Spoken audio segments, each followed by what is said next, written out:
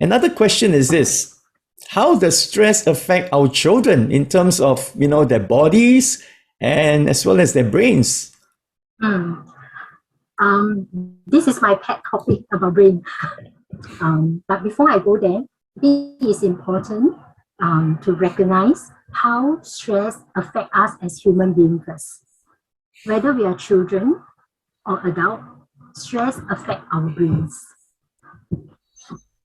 I like to describe generally how stress affects all adults and children by understanding the brain. We need to understand the two key parts of our brain that it is being activated when stress is present. So one part of the brain is called hippocampus. The other one is called amygdala. Hippocampus and amygdala play a very important role in the release of stress hormones when our body picks up stress. Hippocampus is the learning and memory part of the brain that retains short-term memory and absorb learning. Amygdala is like a fire alarm. So amygdala is like A, so it's very easy to remember. When our fire alarm in the body goes off, means that the amygdala of our brain goes off. Amygdala go off in our body because it tells us that we are in danger. When our body senses danger, it will trigger the fire alarm in our body to fight, flight, that is run away, or even freeze. So just now I mentioned that hippocampus and amygdala play a very important role in the release of stress hormones. When our body is filled with so much stress, it takes up so much headspace in our brain that it leaves very little space for our prefrontal cortex, which is important. Prefrontal cortex is our thinking brain. It's our regulating and reasoning brain. So when our body is in so much stress, release so much stress hormone, it leaves very little capacity for the prefrontal cortex to self-regulate, to manage emotions, and to reason. So back to responding your question, how does stress affect children? The difference between an adult brain and a child brain is prefrontal cortex. And it's important to also understand that research studies have shown the prefrontal cortex is a developing part of our brain through adolescence. So the prefrontal cortex will only fully mature completely. You want to guess the age, Parcsen? At what age? From what I've read, about 25. Yes, that's right. It fully mature at 25 years old. So which means that as an adult, we can use our prefrontal cortex to think, to regulate and manage our emotion. But for children, they can't. They only have the amygdala there to always tell the body that it's in danger. You need to fight, flight, or freeze.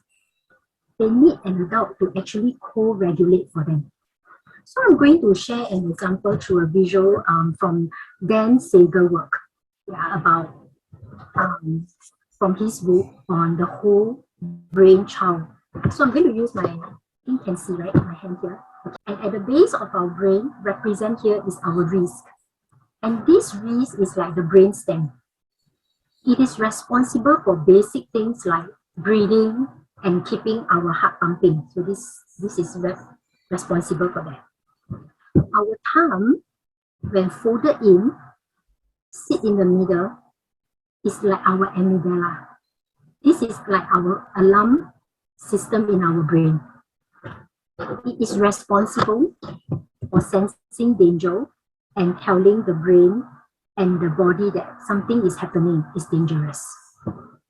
These four fingers are like our prefrontal cortex of the brain. The reasoning brain, thinking brain, the regulating brain. The part of our brain that helps us to manage emotion and make complex decisions. So when we are calm, this is our brain. When fear, danger, or intense emotion overwhelm our amygdala, the thumb inside here. When the body senses danger, fear, and worry, our amygdala, our prefrontal cortex will go offline. And we will flip our lid. That's why sometimes when we flip our lid, right, it's so hard to make thoughtful decisions when we are so upset. So when children, when they fear, when the body is in stress, their amygdala alarms trigger off, and their prefrontal cortex that is still developing, not fully developed yet, go offline. So that's where we see a lot of huge emotions.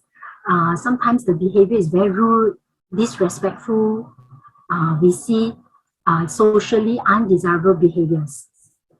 And so when our brains are overwhelmed like this, children actually need the adults to come alongside to help them calm the prefrontal cortex down.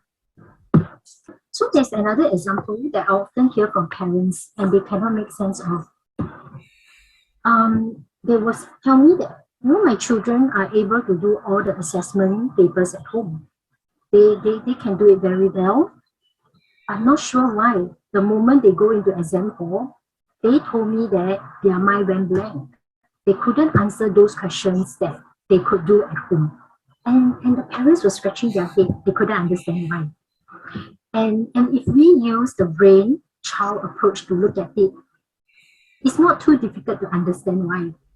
When they go into the exam hall, maybe the child comes with expectations that they need to perform, whether is it expectation from teachers, from parents, or themselves.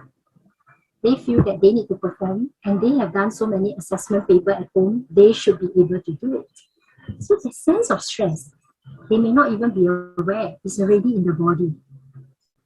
That sense of anxiety that I need to do well, I want to do well so that I can go to certain school, etc., is already felt in the body.